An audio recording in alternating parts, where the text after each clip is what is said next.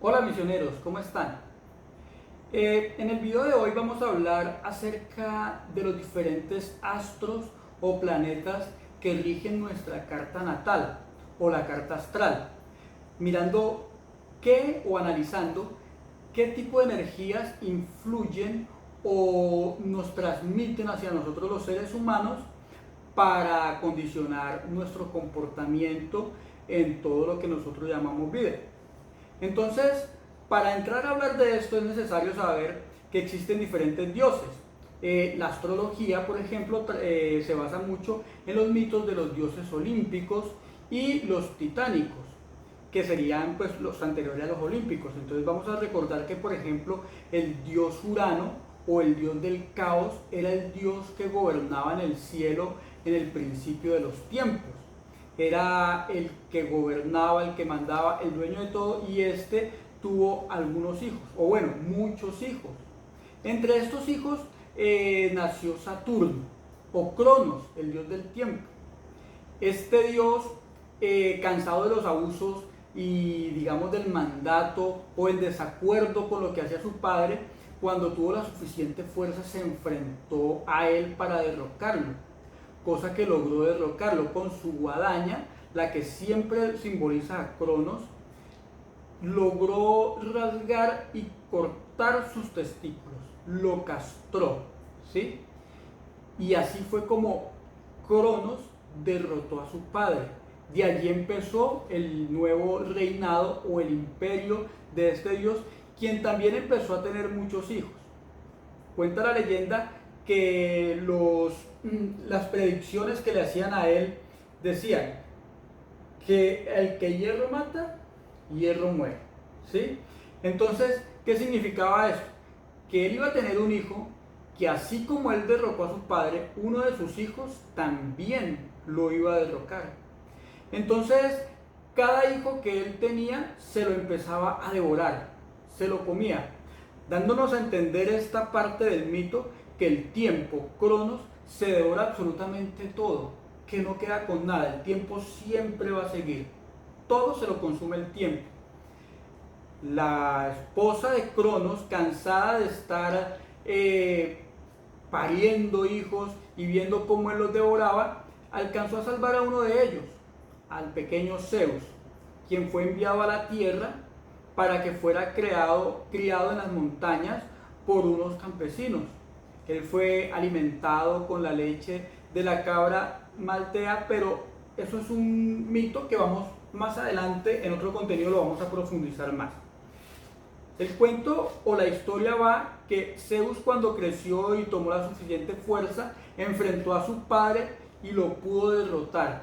Pudo sacar del estómago de su padre Saturno a sus otros hermanos. Entre ellos estaba Poseidón, estaba Hades, y ahí es donde empieza, digamos, la guerra de los titanes. Empieza la titanomaquia, siendo Zeus y sus dioses hermanos quienes vencieron a su padre Cronos o Saturno. Y allí empieza la nueva era de los dioses olímpicos. Quien fue el rey de todos ellos fue Zeus, porque era el más fuerte y se encargó de dar vida a esta nueva era del mito. Dentro de esta nueva era también surgieron nuevos dioses, semidioses, pero una diosa en la que vamos a hablar hoy, de quien vamos a hablar hoy, la diosa del amor, de la belleza, de la atracción, de la elegancia, de la seducción. Se llama, para los griegos, esta diosa se le nombró Afrodita. Para los romanos es Venus. Es la misma, sino que en las culturas pues cambian los nombres, pero viene siendo la misma historia.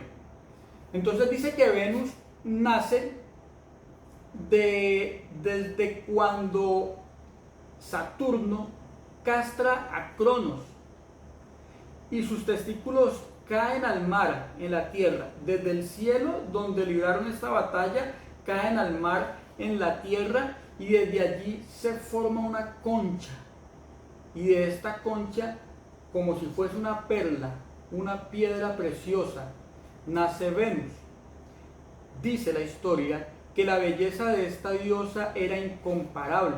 Por eso es la diosa del amor y de la belleza. Dice la historia que cuando Afrodita nace, cuando Afrodita se da al mundo en esta concha, el mundo que era en blanco y negro se torna a colores, dándonos a entender dos cosas. Primera, que el amor o Afrodita no es algo que se dé en la tierra, no es un regalo terrenal, sino que es más bien divino, que viene desde el cielo, cae desde el cielo y se viene a formar en la tierra, se viene a desarrollar y a complementar. Y lo segundo que nos da a entender este nacimiento de Venus es que si todo antes era a blanco y negro, o sea que carecía de sentido, de gusto, de todas esas cosas, Venus viene a aportar a nuestra vida todo lo que tiene que ver con la belleza, pero también con la motivación, con lo que nos llena, con lo que nos impulsa, con lo que nos motiva en general. Es muy diferente tener un ambiente en blanco y negro y otro a todo color, es mucho más llamativo. Entonces, según la mitología, Venus tiene que ver mucho con el poder y la pasión. Partiendo de esto, Venus o el amor se puede interpretar no solamente como una bendición, sino que cuando no sabemos manejar esta energía también puede ser una maldición, puede ser algo nocivo para nosotros. Cuenta el mito que Afrodita fue dada en matrimonio a Vulcano o a Hefestos. Era un hijo del dios Zeus con su esposa, pero que fue desterrado del Olimpo por cuenta de su madre porque no era muy agraciado, no era muy bello. Este dios fue criado por Tetis en los océanos y aprendió a forjar todos los metales y era una persona, digamos, de apariencia no tan agradable, pero que forjaba unas joyas divinas, las más hermosas. Cuando su madre se dio cuenta de que este dios desterrado tenía esa capacidad, esa habilidad, lo volvió a llamar al seno del Olimpo con la condición de que únicamente las joyas que él fabricara fueran para ella. Exclusividad total para ella. A cambio, este dios pidió la mano de Afrodita o Venus. Entonces, una mujer tan hermosa fue casada con un hombre que no era tan agraciado. Cuenta el mito que Afrodita tenía una gran atracción hacia el dios Marte, hacia Ares, el dios de la guerra, hijo de Zeus también, que a diferencia de su hermano Hefesto, contaba con una gran belleza física, pero por dentro era todo lo brutal, el guerrero, lo déspota. Entonces, entre los dos hermanos, uno poco agraciado por fuera, pero bello por dentro, y el otro muy bello por fuera, pero por dentro un ser muy despreciable. Afrodita, mientras que Hefesto se encerraba en los volcanes forjando las joyas y armas para los dioses, traicionaba a su esposo con Marte o con Ares. Por eso en la mitología, cuando tenemos a Marte y a Venus en una cercanía o en una conjunción, es algo que es muy benéfico porque es la pareja perfecta del zodiaco. Bien, entonces digamos que Venus va a representar dos cosas en nuestra carta astral. Va a representar lo que es el amor universal, lo que es el amor divino, lo que no viene condicionado, lo incondicional, pero también va a representar, dependiendo de cómo lo vamos a tener en nuestra carta aspectado y posicionado, lo material. Ninguna de estas dos es mala ni buena. Ambas tienen cosas y cualidades como defectos, como todo es una dualidad y que tiene que encontrar su perfecto equilibrio. Entonces, para todos ustedes, mis misioneros, que quieren saber en la astrología qué simboliza Venus, qué es Venus o Afrodita en la gran esfera celeste, Venus no es solo un mito, sino también un cuerpo astral que influye en la vida de todos los mortales.